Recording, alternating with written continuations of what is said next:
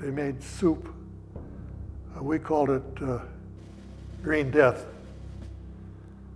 And I don't know if it was made out of some kind of a vegetable that didn't give it much good taste.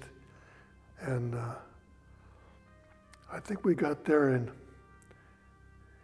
probably in the middle of February, and we left there early part of April. And I think during that time, I had dysentery for about 6 weeks straight. It was just terrible. The food was just terrible.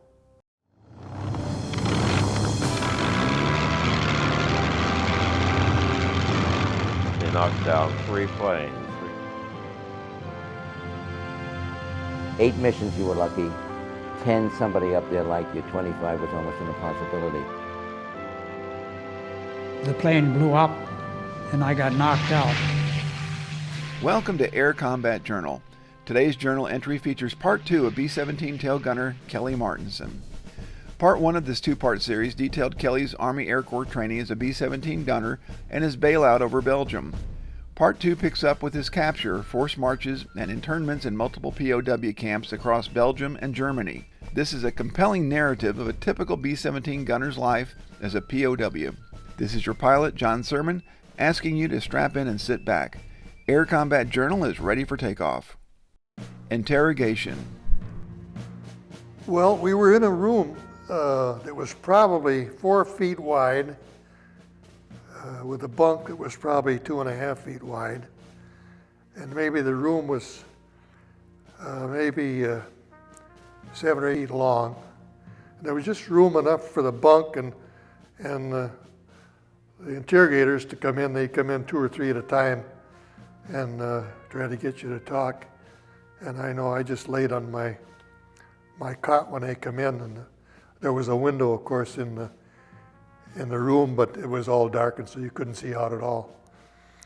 But they'd come in, and of course you were told to just give them your name, rank, and serial number, which is all we gave them. But from what I learned later, I understand that they had so much information that you wouldn't believe it. They could tell guys where they went to school, and they played football, and who their girlfriend was, and everything else. So they knew more about us than we did. I guess they'd been studying us for years. Red Cross packages and the highly coveted toothbrush. Probably hard to believe, but I saved up my rations from my Red Cross process. Like the 2 money items were chocolate, D-bars, and cigarettes. That was your trading material. And I don't know, I don't remember what I paid for that toothbrush, but I finally got one from an Englishman. This fence was about 15 feet. That fence, we each had our own fence. There was a space for the guard about 15 feet. And I handed the guard so many cigarettes and chocolate bars and stuff, and he gave them to the guy, and he handed me the toothbrush. And it must have taken me a month or 6 weeks to get a toothbrush. I was real happy to get it. Kind of an odd thing, but it shows you what you miss. Why were you moved so frequently to different POW camps? Well, they moved us because the Russians chased us out of there. We could hear the guns booming for a long time, for several weeks before they moved us. We had facilities weren't too bad there. Of course, they had the standard wooden bunk with 5 slats in it and a kind of a wood shavings for a mattress, which wasn't very good, but we did have some sports equipment there, and I had always been interested in sports, and I played a lot of softball and football, touch football there. We did a lot of that. That's what I spent most of my time at. What was the POW housing like? I think in number 6, I think there was probably maybe 25 in our barracks, and there were 2 barracks in a row separated by a wall, and I think on each side they had about 25, 30 guys. And at the camp after that, up at the Baltic in, let's see, camp number 4, pardon me, I think we had about the same amount in a room. We always had double or triple bunks. And like I say, when we got some parcels, Red Cross parcels at number 6, and when we first got to number 4, we got some parcels too, but later on it dwindled. I'm sure the Germans kept a lot of them, and I don't blame them. I'd have done the same thing, I think. But they also had a transportation problem. We were bombing their trains, so they had a good excuse for not getting them to us. So we ended up getting maybe 6 or 8 men to a parcel, and that had to last us for 2 weeks. So you didn't get much. Not all POW camp transfers were by foot. When they moved us from Camp 4 up in East Prussia, or Camp 6 up in East Prussia to number 4 by the Baltic, actually I think it was in Poland, we went by ship, and the ship was called Mazarin or something like that, and they loaded us into the hold of the ship. And we had to climb down a straight stairway. And I think that stairway had to be about 25 feet. And we were all sitting down in the hold there in the bottom of the ship. Actually, I suppose the engine room was below us, but might have been on one end too, I don't know. But they just packed us down there like sardines. And we did have some Red Cross parcel food with us. And we were on that ship, I think, for 3 days. And you didn't have enough room to lay down. You had to lay against somebody or on somebody, and then they'd in turn lay on you. And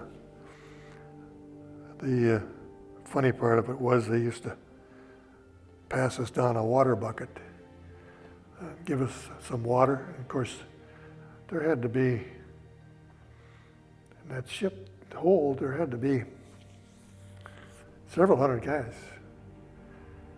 And so you didn't get much water. But then you urinated it and they took it back up. And I imagine they washed it out, but it wasn't very appetizing. And they took us to Stettin, I think was the port they took us to, Stettin, Germany, and dropped us off there.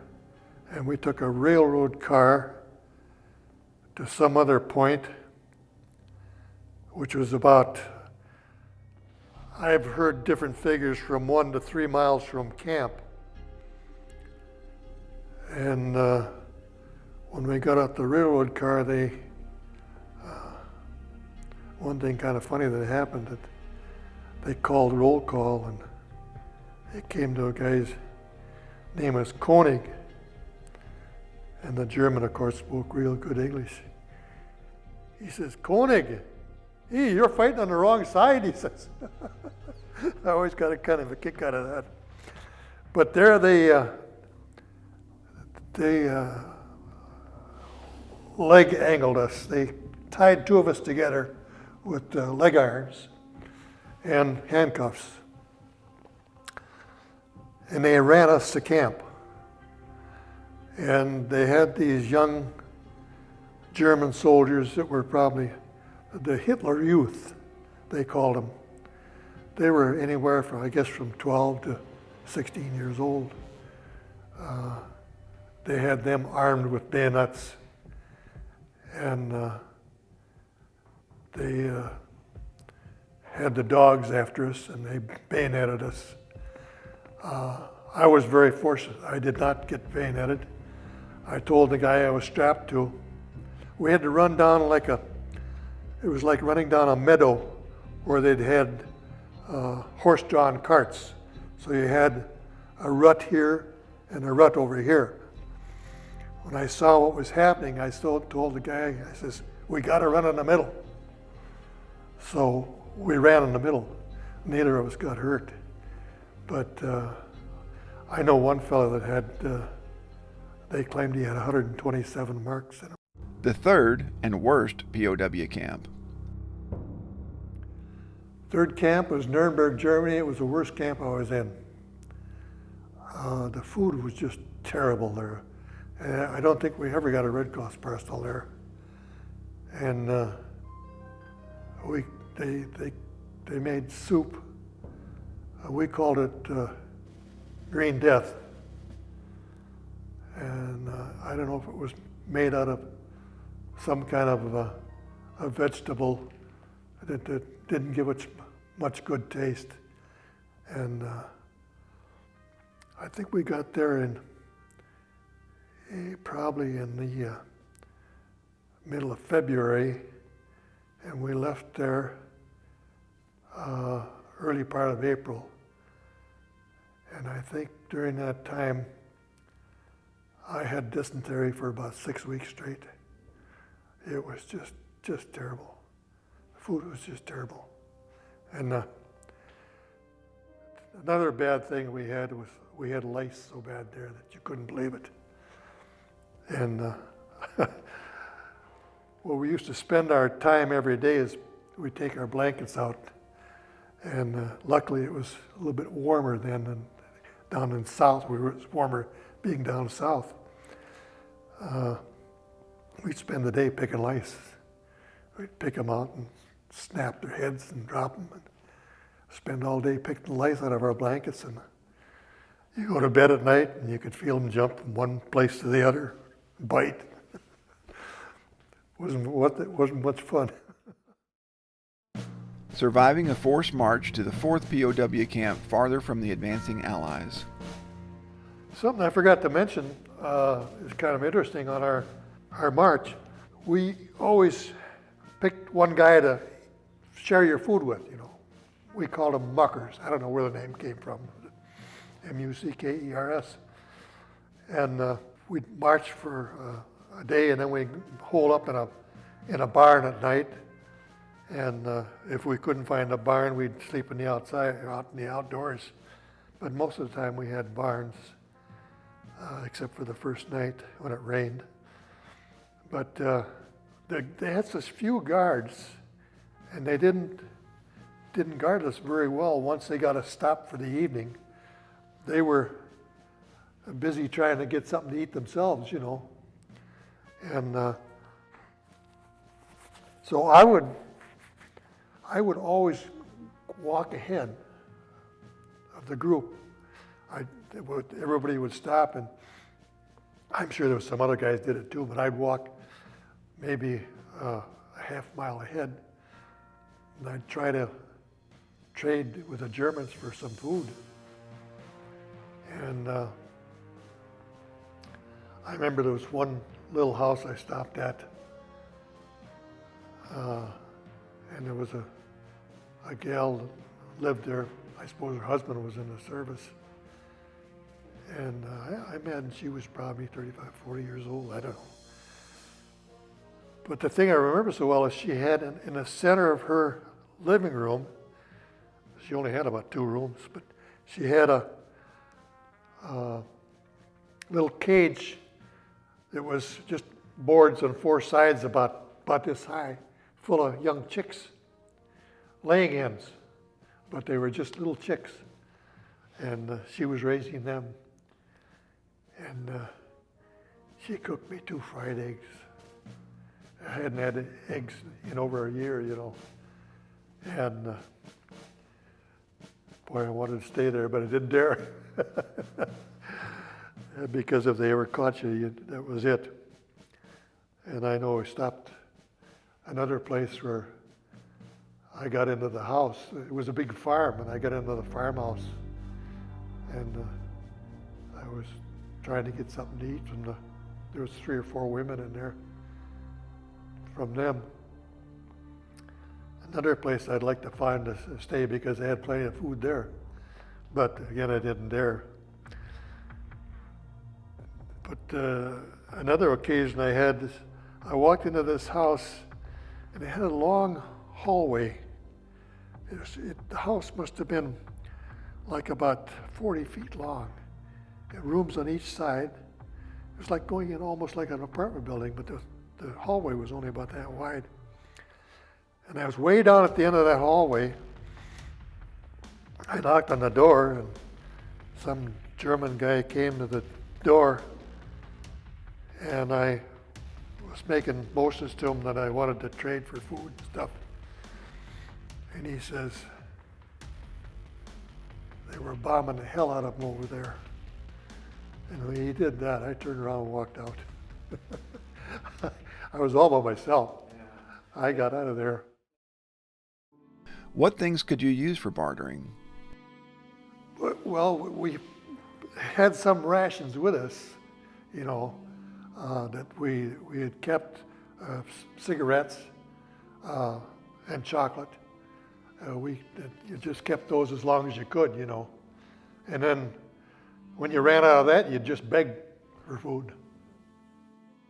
Did the German people you bartered with pretty much understand the war was lost and over for Germany? Yeah, I think they did. I think they did. The only guy that didn't know it was Hitler. Yeah, unfortunately. Tell me about your final march. Oh, that was a great day. We marched from there down to Germany. Down to Moosburg, Germany, which was around 100 kilometers, 120 kilometers. And on the way down there, we must have left camp about the 11th of April.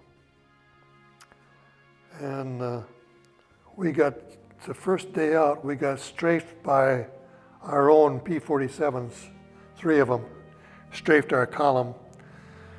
Now, I didn't see any dead people, but they said they killed three guys. We all hit the ditch.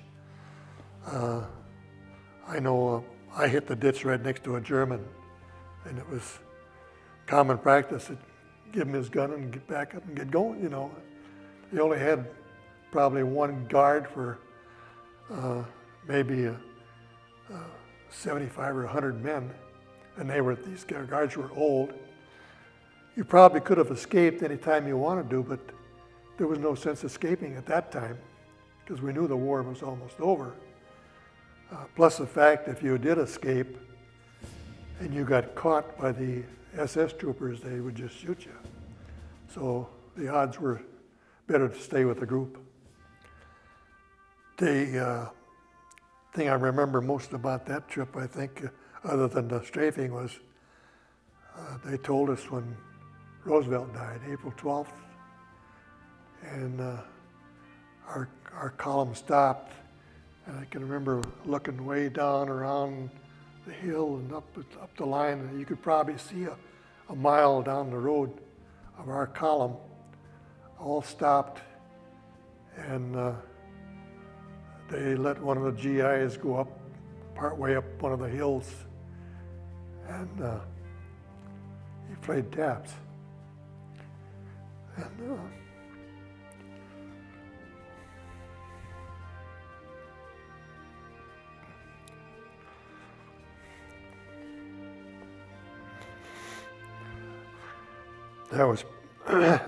that was really something to see. The final POW camp. Okay, we got into camp down there, and we were living in huge tents. God, I don't know how many people they held, but the tents had to be at least 50 feet wide and probably 150 feet long. So there was a lot of men in there, and you were just sleeping on the ground. And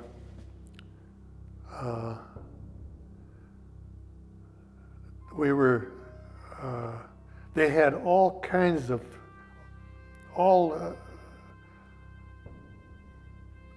different people there, all different countries that were fighting the Germans.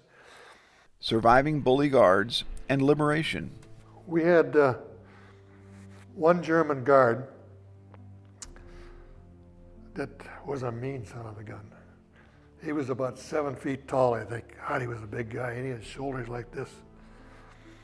And he'd wrapped a few heads, I guess. I never had contact with him, but he had a pretty bad reputation. And I understand that, and again, I don't know how true this is, but I understand that when the tanks were coming by, he got a pickaxe in the head. How true it was, I don't know.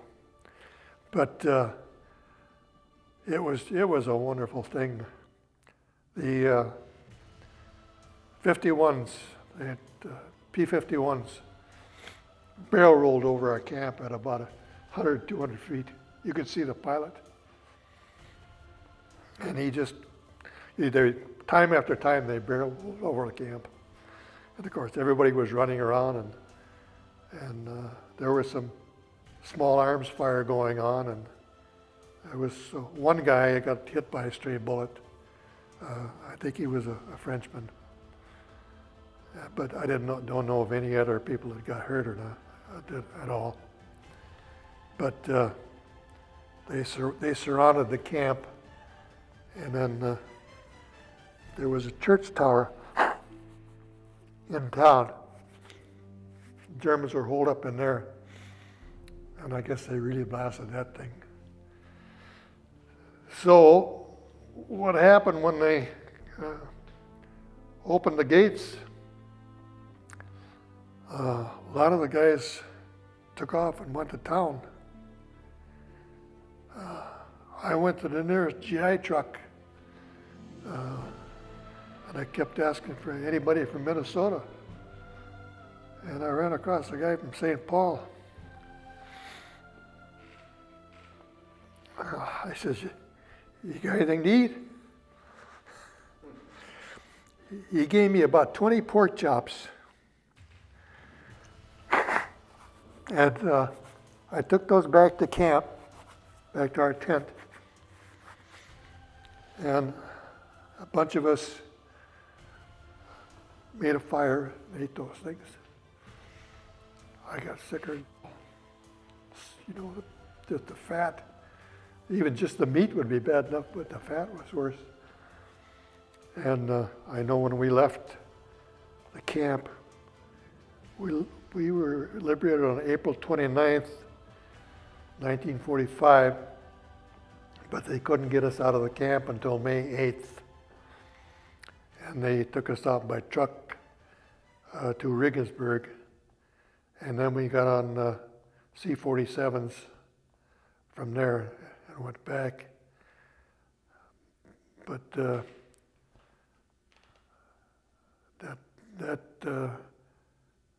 that period of being liberated was the greatest thing in the world. It was just hard to explain.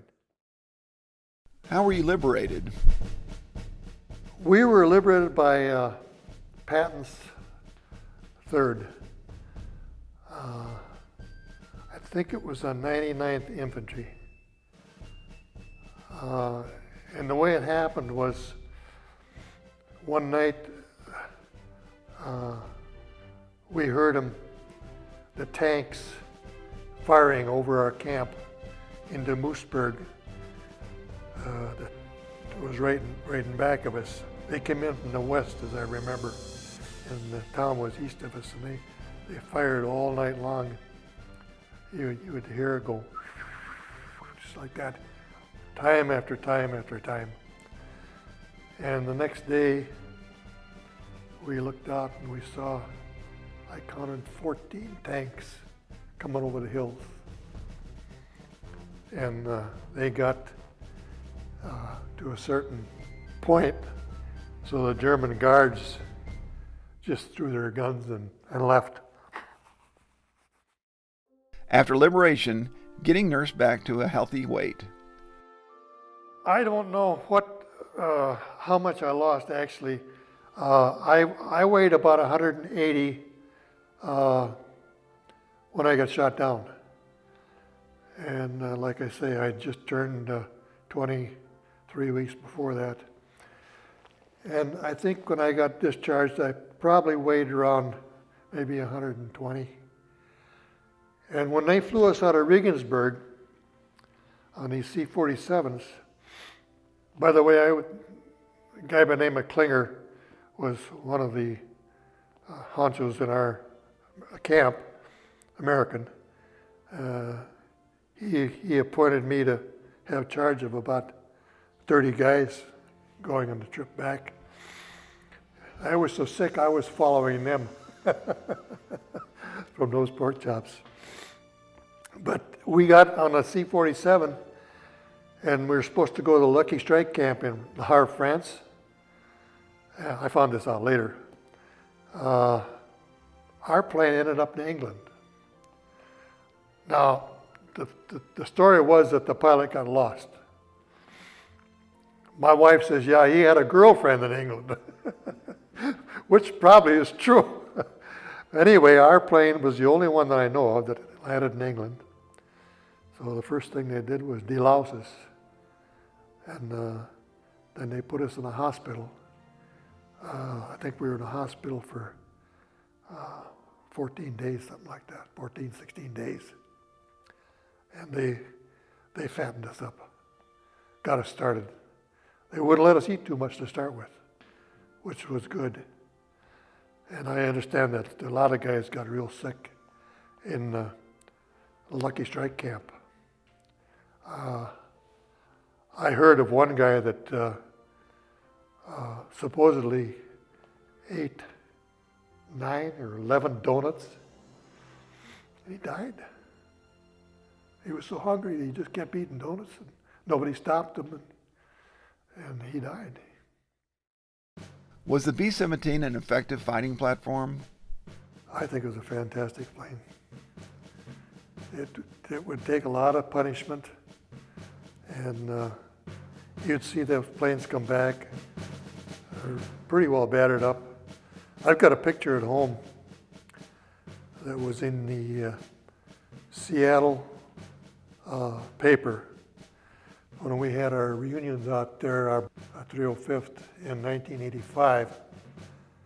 It so happened that a boyhood friend of mine lived out there, and he had worked for Boeing. And when this came out in the paper, we had been in contact, and he sent me the paper. And this ship that came back to England all right, the whole nose was gone. The whole nose, right up to the pilot's window. Everything was gone, and he got back. So they would take a lot of punishment. And I thought it was a real good airplane. I didn't know much about airplanes actually until I got to service. I'd never touched the airplane until I got into service, let alone be up in one. Did you ever go back to Europe after the war? I've been back to England and to Belgium. And really, we had an interesting trip back there. Our crew, our bomb group went back there. And we had about 6 of our crew that went. And also, the medic that was in our barracks in England, we kind of adopted him to our crew, even though he wasn't a flyer. And we spent a lot of time together. He was with us. And then there was another couple from our squadron. And we went to England, and then the group were making side trips, but we went to Belgium. And I had corresponded with a Belgian person over there who was about 13 years old when we were over there. He had traced our crew because it was near where he lived. You know, our plane crashed right near where he lived. And we had corresponded for maybe 6 months. And he had taken some lessons as a tour guide.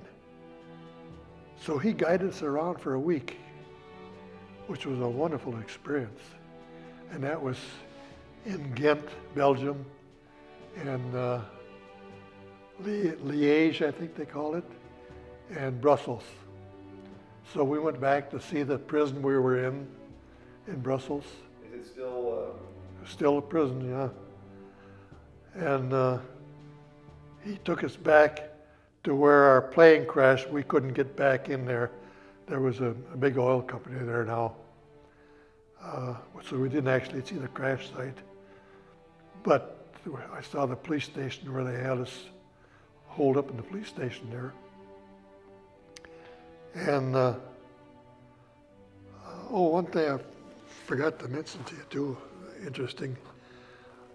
Our one waist gunner, Darius Logan, got in the underground. He was also in a haystack.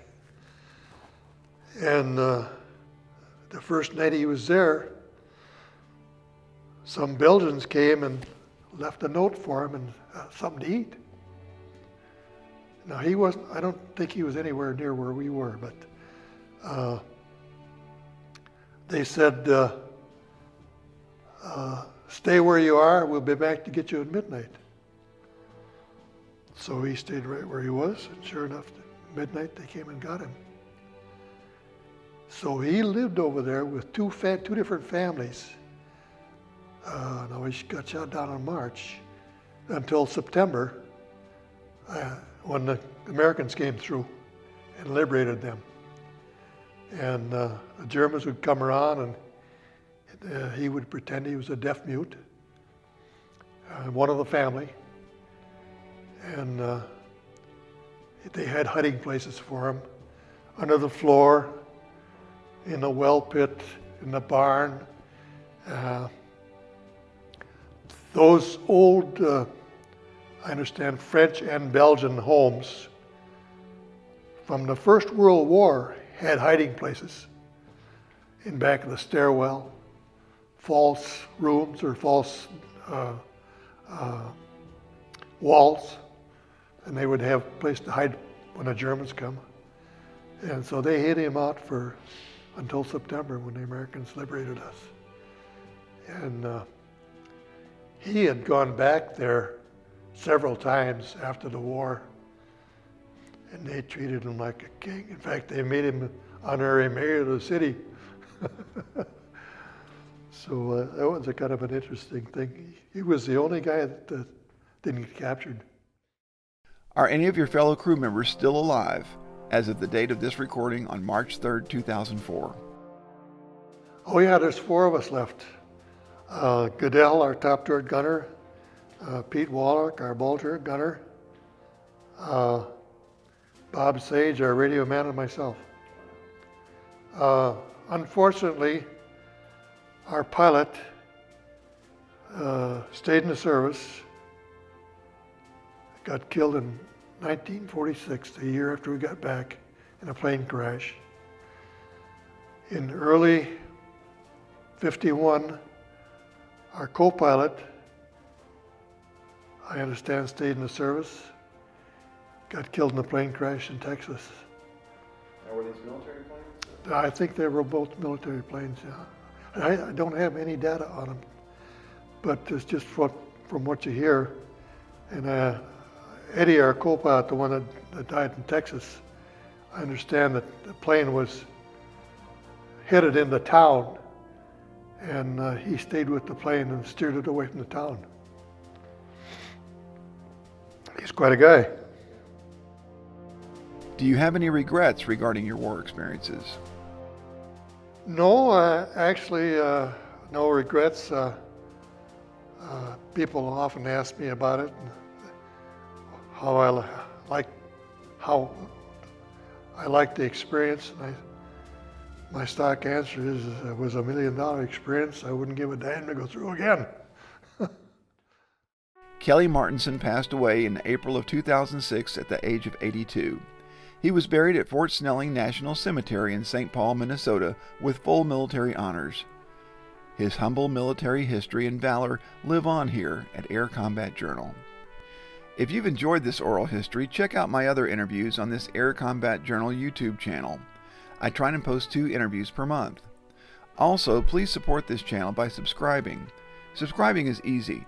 Just click on the small subscribe button. By subscribing, you'll let YouTube know this is a relevant channel with compelling content. As a subscriber, you'll also get notifications each time I post a new video. Thank you for watching, and as always, I welcome your comments. Godspeed.